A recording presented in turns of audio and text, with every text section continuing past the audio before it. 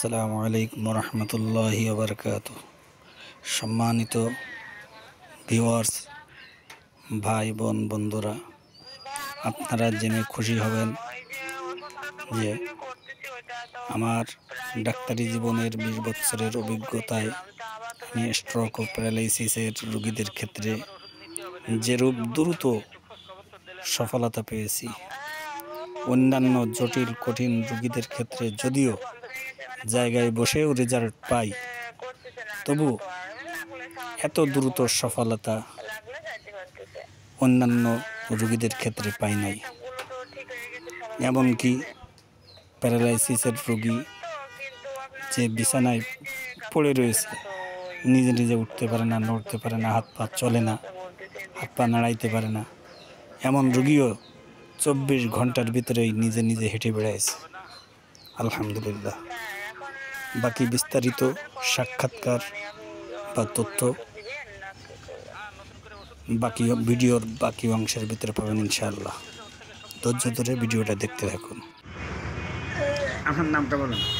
নাম মোহাম্মদ আব্দুল আহাদ। আব্দুল আহাদ, বাড়ি মারুখালী, কেশবপুর, যশোর।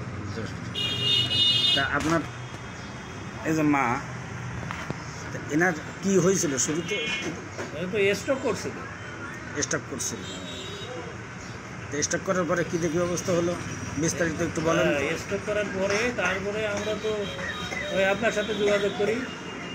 আপনার সাথে যোগাযোগ করার পরে আপনি ওষুধ দিলেন, ওষুধ দিয়ে তারপরে সে ওষুধ খেয়ে আল্লাহ দিচ্ছে যে হাত পা, তারপরে চোখ, হাত পা, চোখ, কণ্ঠনালী সব দেখা গেছিল না। দেখা যাওয়ার পরে তারপরে ওষুধ খেয়ে আস্তে আস্তে আল্লাহর ইচ্ছাতে এখন নিজেই হাঁটতে পারে, সব কিছু বলতে পারে, চলতে পারে, সব কিছু কমপ্লিট। স্ট্রোক করছে মোট কয়বার?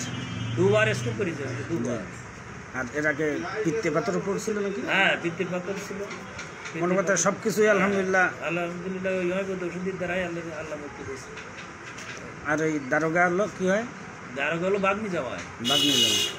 ওনার ছেলে যে পায়ে যে সমস্যা, পা এবং হাত প্রতিবন্ধী মতো আর কি, তো সেটাও আল্লাহর ইচ্ছায় তো আপনার এই ওষুধ খেয়ে জার্মানি ফার্মেসি না, এটা জার্মান হোমিও হল, জার্মান হোমিও হল থেকে ওষুধ খেয়ে আল্লাহর ইচ্ছায় অনেক ভালো দেখেছে। একটা ওষুধ দিয়ে দিচ্ছি, ওষুধগুলো খাওয়ান, ইনশাল্লাহ এগুলো ঠিক হয়ে আসবে ইনশাল্লাহ।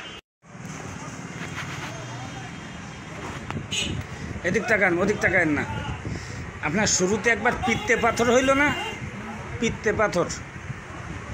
পাথর পড়িল না? আমার পিত্তে পাথর পড়ছিল, তা আলহামদুলিল্লাহ সে পিত্তে পাথর তো চলে গেছে না। এখন তো আর সে ব্যথা করে না। ব্যথা করে? আগে তো আপনার হসপিটালে নিয়ে ভর্তি করেছিল, সেই জায়গাতে উত্তর দক্ষিণ করে সহায় দিয়েছিল যে আপনি বাঁচবেন না, এমন অবস্থা হয়ে গেছিলো। তারপর যাই হোক, সন্ধ্যের সময় এসে আপনার ছেলে এসে ওষুধ নিয়ে গেল। বললাম যে দেখেন রাত্রে যদি কমে যায় সকালবেলায় নিয়ে আসবেন। সকালবেলায় মোটামুটি কমে গেলে তারপর আমার খবর দিল যে আমরা আনতে পারতেছি না, আপনি ডাইরেক্ট সরাসরি আসেন, এসে আমার আম্মারও ওষুধ দিয়ে যান। ওই সাথে আবার স্ট্রোকও করছিলেন।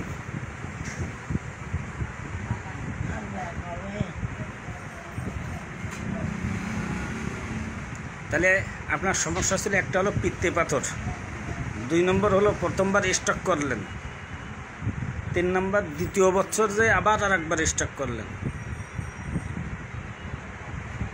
তাই তো? এখন সমস্যা হচ্ছে মুখের লালা পড়তেছে, চোখের নিচের পাতা ফোলার লাগতেছে,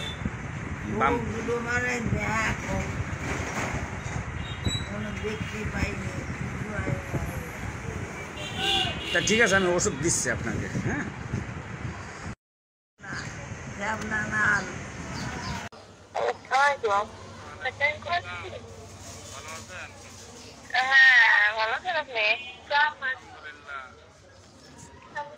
আমিও কন্টিনিউ আসছিলাম, ওই যে ওষুধটা তো কন্টিনিউ করতেছি, ওইটা তো প্রায় তো ওই যে অর্ধেক হইলে আবার ফুল করে নিয়েছিলাম, তা আবার তো প্রায় শেষের দিকে নতুন করে আবার ওষুধ নিতে হবে না। এখন কি অবস্থা রোগী, একটু খোঁজ খবর তো দিলেন না। হ্যাঁ, আমিও ফোন দিতে যাচ্ছিলাম। রোগী এখন তো প্রস্রাব তো বন্ধ হয়ে গেছে, মানে প্রস্রাব করতেছে না আগের মতো, আর লাগলে স্বাভাবিক যেরকম আর কি, লাগলে যাইতে পারতেছে। আর হাত হাত পাঠা এসবগুলো তো ঠিক হয়ে গেছে, স্বাভাবিক হয়ে গেছে। এখন মোটামুটি সুস্থ, কিন্তু আপনার হচ্ছে ওই ব্রেনটে কাজ করতেছে না, তো ওই উল্টো পাল্টা কাজ করতেছে, উল্টো পাল্টা কথাবার্তা বলতেছে, জেদ দেখাচ্ছে। এই হ্যাঁ, ওগুলোও যাবে, আস্তে আস্তে যাবে, একবার তো সব যাবে না। হ্যাঁ, এখন এখন আমাদের করণীয় কি? মানে আপনি নতুন করে ওষুধ দিবেন না? হ্যাঁ, নতুন করে ওষুধ দিতে হবে না? ওই যে ওষুধটা চলতেছে ওর থেকে শক্তি বাড়াই দিতে হবে না একটা? হ্যাঁ, তা কালকে দিবেন? আগামীকাল? হ্যাঁ, আগামীকাল যদি কেউ আসতে পারে তো একটু। আচ্ছা, তাহলে দেখি, কালকে দেখি, তাহলে যদি যায়, আমার ওই পায়া গেছিল ওজনে যদি যাই তাহলে পাঠাবানে, না হলে আমি হয়তো যাবানে। মানে ওষুধটা তো আনতে হবে, বুঝছেন? যখন আমরা ফল পাইছি তখন সমস্যা না তো খাওয়াইতে।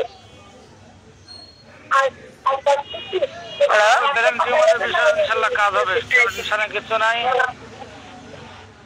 সময় দিতে হবে। তাই হ্যাঁ, ওই যে শুকায় কাজ করবে, তাতে তো ব্যাপার।